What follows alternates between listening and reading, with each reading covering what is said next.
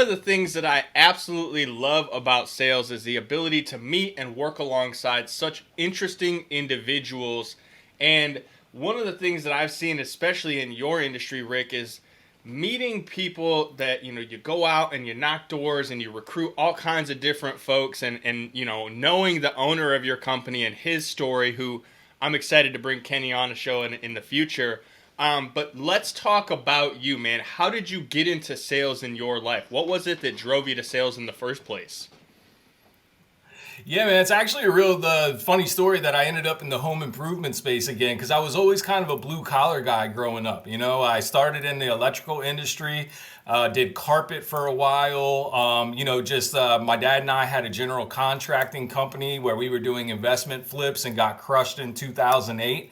So then after that, I actually ended up in sales at the health club I was working at, believe it or not, and was promised a great opportunity, man. I was out marketing, and it was funny because the guys I was working with, like, they go out marketing for 2 hours, go to the house and throw their flyers in the trash can, and I was the one that was out there actually doing the door hangers and knocking the doors. You know what I mean? So it was kind of funny back then. But then the check came in, and I was like, man, this is not what I was told it was going to be, and I was crushing it. So. Luckily, I had a buddy down there that was in the car business. He had invited me over for an interview. He was the GM, actually, and, I wasn't interviewing with him. He had just kind of set me up with the sales manager. And I actually had a really bad taste in my mouth about sales at that point. Like, I did not want a sales job when I went to the car dealership, you know what I mean? So he had actually told me, he was like, listen, I see it in you, you know what I mean? We've hung out a couple times. Like, we had some mutual friends there, and he was like, I'm just gonna introduce you to Don, who was the manager at that point. And sat and talked with Don, and I told him the story, like, hey, listen, I chased the dangled carrot over there, and thought it was gonna be what it is. And he was like, listen, man, he's like, you come over here. He's like, I'm going to help you out. He was like, I'll make sure everything you were told over there, you'll get here. So, it ended up being a really great experience. It was actually at a Lotus dealership, a luxury car dealership, and really had a lot of fun there. Got to drive some cars I never thought I'd be able to drive. Yeah. Long story short, ended up in the car business for quite a while. COVID hit, which was actually really great for the car business for a long time. I was at a Ford dealership. We were selling F-250s, 15, 20 grand over MSRP and getting paid 25% gross. It was amazing.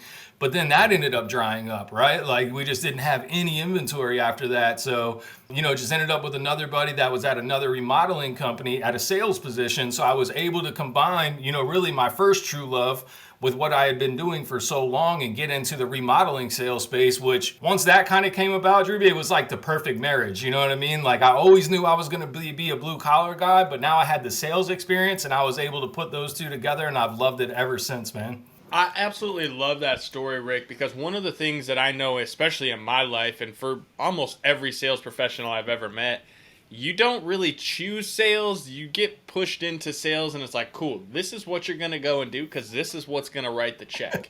I love the story of, hey, I had to go, and I walked in, and I had zero taste for sales. I hated it. Like, I didn't want to do it, and then you found that love. I'm the same way. It's funny. I remember when I was younger, I was in sales working retail, and I'd gone to a dealership with my wife, now fiance at the time, and we were looking at cars, and the sales guy's like, just one of them typical sales sleazy guys, and he's like, oh man, well, I know your boss, and I can make one call, and I can have you fired, and I'm just like, get the fuck out of here. So I always had a distaste for sales guys too, right?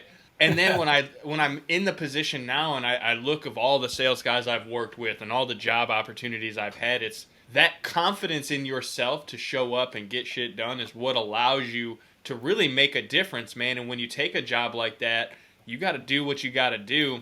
The ability that you had to go from, learning this industry of sales to going back into the blue collar trades of like, hey, I used to swing a hammer. I used to throw mud. I know this inside and out, so I can tell you exactly what to expect on the back end of that job, right? Because my father-in-law's in remodeling too, so same thing. It looks good on surface until you peel the walls back, and then it gets to be an absolute shit show. I always like to ask, though, one of my favorite parts of sales is the crazy-ass stories. If you could give me one crazy call the damn lead story, what would it be?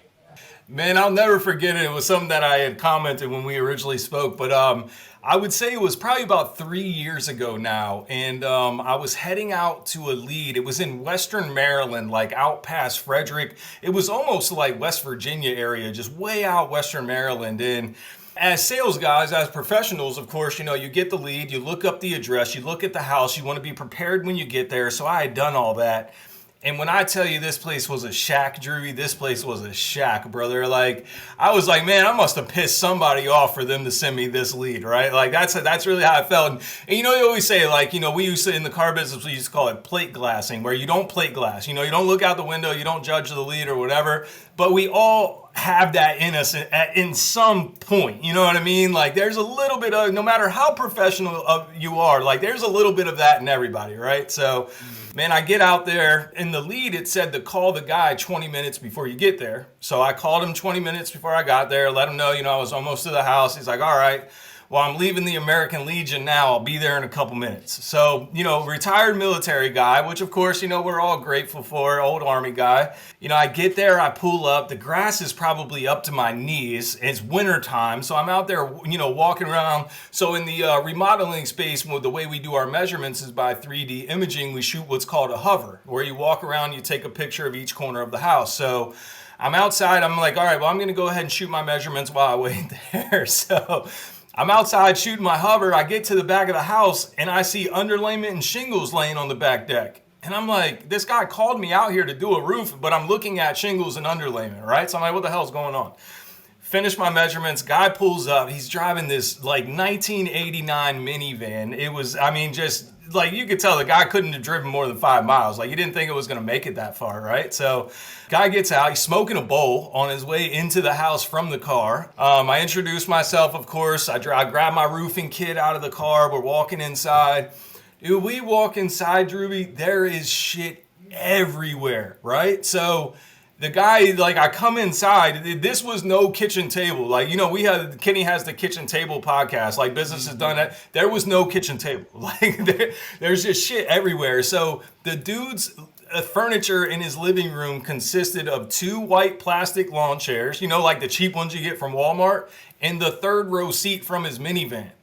So I come in and he's like, go ahead and have a seat. And I'm like, have a seat where? He's like, either on the chairs or the seat on the floor. Like, Drewby, I swear, brother, like, this was his damn furniture.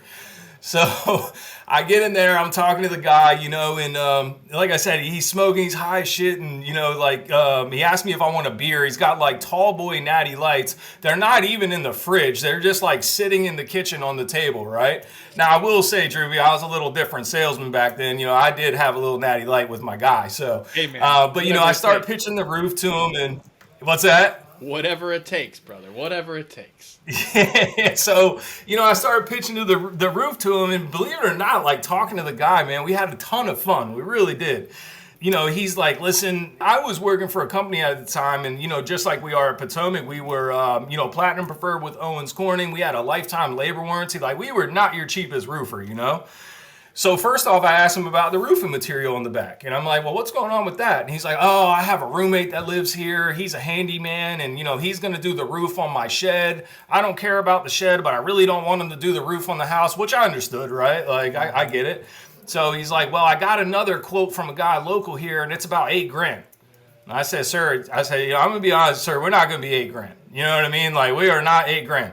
He's like, well, go ahead and just give me your price. And I was like, well, let me walk you through the material. He's like, I know all about underlayment. I know all about Owens Corning. I just want the price. So I'm like, so I ended up like really doing it. You know what I mean? I was like, listen, like this, the way this is going, I'm going to give the guy a price. So ended up laying off the price. We're like $12,750, I think. Like, almost $5,000 higher. And he's like, listen, Rick, he was like, I've had a couple other people come in here. They were real pushy. He's like, I appreciate the conversation. He's like, I'm going to sign your contract. He said, but first, you got to make me one promise. He said, you're going to go downstairs with me and listen to me play a song on the drums. And then after I sign your contract, we're going to go to the Legion and have a drink.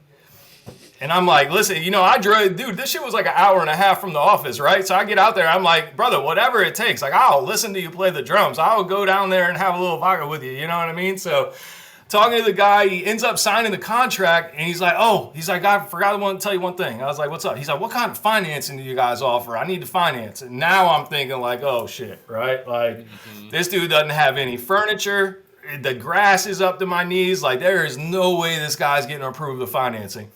Man, I filled this guy out 9.99% for 120 months. Drew, it comes back over 800 auto approval. I was like, there is no way. Like, we always talk about never judge a book by the cover, right? Like, automatic approval came back, and he's like, listen, he's like, I have credit cards out there that I don't use. He's like, I know I live like this little, like small town life. He was like, but I'm actually very financial stable. The guy put like $3,000 down on the roof and financed it. And long story short, man, I ended up in the basement listening to the guy play the drums. Believe it or not, he killed it. I was shocked, bro. Like, he was a good drummer, man. And then not only that, I went down to the Legion and had a drink with him. So then, it was Veterans Day. So that was his whole thing about going down to the Legion. It was actually Veterans Day. So we went down to the Legion, and I'll never forget, I get down there. Of course, the place is packed out on Veterans Day. Like, everybody's down there taking shots and shit. I'm like, I got to drive an hour and a half home, brother. Like, you know what I mean? I'll have my little drink and I'll scoot. There's a guy in there. He's got a pit bull, and I'm a big dog guy, man. I love dogs. So, I start going over there. I'm messing with his dog and stuff. And he's like, how are you here? Like, what branch were you in? And I was like, I actually didn't serve. My grandfather served, but I'm over here with Bill. The guy's name was Bill. And he was like, who's Bill? I was like, the guy over here in the corner. He was like, you mean Lonnie? And I was like, Lonnie? I was like, that's Bill. He's like, no, that's Lonnie. And I was like, okay, Lonnie. I'm here with Lonnie, right? So I go back over there, and I'm like, Bill. I was like, I was talking to your buddy with the dog. He said, you're here with Lonnie. And he was like, yeah. He's like, I tell all these guys my name is Lonnie. I don't want them to know my real name. He's like, they really know it's Bill, but they all just call me Lonnie. And I'm like, man, I got to get out of here. I was like, I don't know what the hell is going on. Like, this guy's shocked the shit out of me. You know what I mean? I'm getting the deal done. I get my little drink. I'm like, man, I got to get on the road. So it was just one of those things. Like, if you ever thought a deal was going to go sideways and it was just not going to be anything, and auto approval, man, the guy didn't even use email, right? So I actually ended up doing his docs on the iPad, had to go back to the office, print them out, and then the next week drive back to his house and have him do a wet signature and then mail them to the damn finance company. So that is definitely my craziest sales story as far as the roofing industry goes, man. Like, it's just one of those things. Like, that was the day that I really learned you never judge a book by its cover, ever. I think that might have to be the title of this episode, Rick, because, like, there's so much to that story that I absolutely love. First and foremost, I also have driven an hour to a contract or to a quote and sat down in a room that I'm like, I gotta get the fuck out of here. Like, what am I doing with my life, man? Like, for now, to be honest, when I was selling mine, it was for like a $25 or $30 commission. Yours probably was a better commission in the roofing industry than that. But, like, yes, the fact that you were like looking at this going, I don't know, man. But you still had the confidence to go all in. You still were willing to make the pitch and go for it, because you can't judge a book by a cover, man. Like, I've had this conversation so many times, and I really appreciate you sharing that story, because I know there have been countless times in my life, and anyone who's listening to this that's been in sales for any length of time, where you've looked at someone walking in and gone, ain't no way in hell. And they walked out of there having surprised you, dropping one of the biggest checks that you ever seen. Or just like you said, hey man, the guy could look homeless, but he's got $850 credit and he's got a pension that he's been living on. Like, you just don't know. And so, Rick, holy shit, is that a wild story, but also so valuable for the listener, because man, there's so much that you can take from that. And I appreciate you taking the time to share it, because I know that that's just one of many wild stories that you have. I always like to ask, though, with the crazy stories in sales, I'd like to make sure everybody can have some good tactical takeaways from this. And above, don't judge a book by its cover. Between that's fantastic. But if you could think one strategy in your sales arsenal that you would consider like your secret weapon, what would that be? I would really say, Drew, is, going for one, under promising and over delivering, and then just going the extra mile to get the deal done. You know, I've worked with a lot of people in both the car business and in roofing where, you know, like as soon as something gets a little bit tough, they kind of, you know, walk away from it or they push the deal to the side.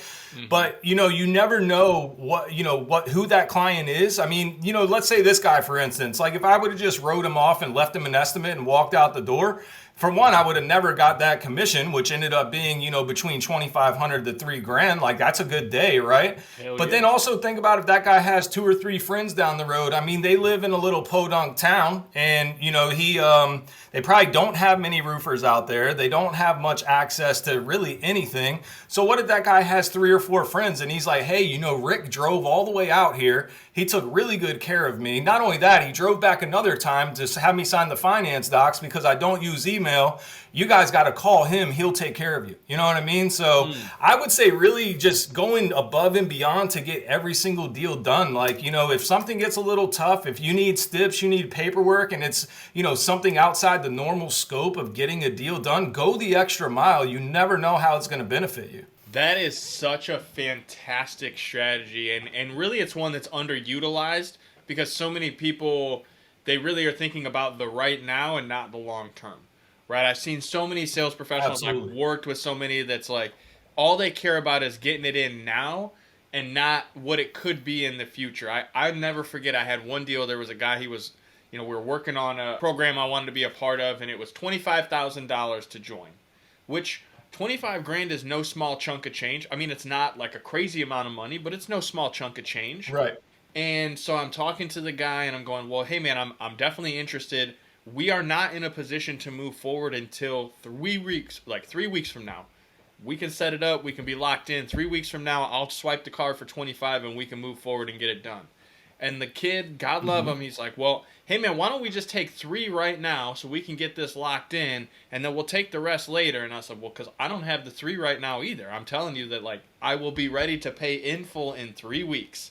And he just kept pushing and kept pushing, and I'm like, you know what, man, you know what? I don't need this that bad. Never mind. And I got a call from his boss and all these things, and I'm like, just be honest with you, man. Like, I really did want it, until he made me not want it anymore. And so, like, while I appreciate it on principle, I'm just not going to do business with you because that's not who I'd want to do business with either. And they're just like, oh, what? And I don't know what happened to the kid. Hopefully they did some good leadership and they didn't just fire his ass because he was a nice guy, but he didn't have that empathy, that understanding of willing to sit through the conversation and hear what I had to say and then say, cool, well, if this is what I need to do to get the job done, that's within my morals, my ethics, my legal ability to do things. Like, let's make that happen. Heck yeah. That's so good, Rick. So thank you for sharing that story, man. Thank you for being here with me, for like really taking the time to pour in. At the end of this, I always like to ask. There's sales professionals that are just getting into the game. There's sales professionals that have been here for a decade or more. If someone's just getting into sales, what's the best piece of advice you would give them to be successful in this industry? I'll never forget it, man. My first sales manager always told me the acronym KISS, and it was keep it simple, stupid. And that was really it, man. I tell everybody when they're coming into our industry, because we do obviously, you know, mostly insurance restoration.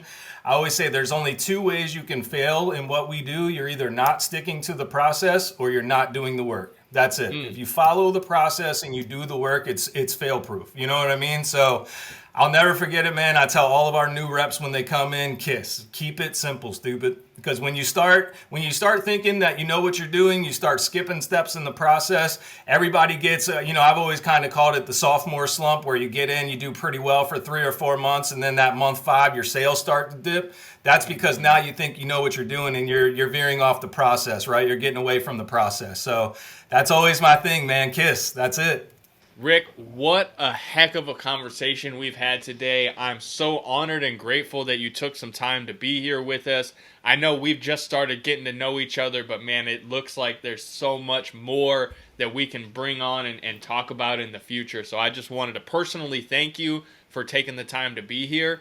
Listen, if you guys are listening to this episode, you're enjoying what you're hearing, and you're up in the Maryland, Potomac area, these guys are always looking for hustlers. They're always looking for folks that are willing to learn, buy into the core values and the mission and help you be successful. That's the greatest thing, and why I love Rick and Kenny and all the guys at PCR, because they truly care about their team and they want everyone to win. And so, Rick, what's the best way for them to find you, to reach out if they're in the area or they want to know more about how they can work with you, or get to know what you guys have going on up there? Yeah, absolutely. So the company is Potomac Custom Remodeling. It's PCR Roofing as well. We have both of the domains. PCR Roofing is a little shorter. Of course, I work directly with Kenny Baden here at Potomac. So, you can find me online anywhere. I am Ricky the Roofer, Instagram, Facebook. That's my handle there. So, Drewby, I really appreciate you having me on, man. It's been great to meet you and get to know you a little bit. And again, like you said, I'm looking forward to doing some more with you in the future. So, I appreciate the invite, man. Great conversation, and look forward to talking to you soon, brother. Heck yeah, man. And for those of you that are here with us today and you have a crazy ass sales story, I want to share it. Bring it on. Let's tell it, right? The best thing we can do in this industry is share the cool stuff, the crazy stories, and know that there's some little nugget of wisdom we can take out of this. So make sure you follow Rick. Go hit up PCR Roofing. Hit those guys. Let them know how much you appreciate Rick taking the time to be here. And if you want to share your story, head over to callthedamnleads.com/podcast. I've got all the information. Submit it. Tell me what you got going on. I'd love to bring you on and share. And if you like this show, share it with your friends. Hit subscribe. Let people know, man. Put us in their stories and tag us at Call the Damn Leads. We're so dang excited to keep bringing the fun and the value. And we'll see you guys on the next one. You know what to do. Go call those damn leads, y'all.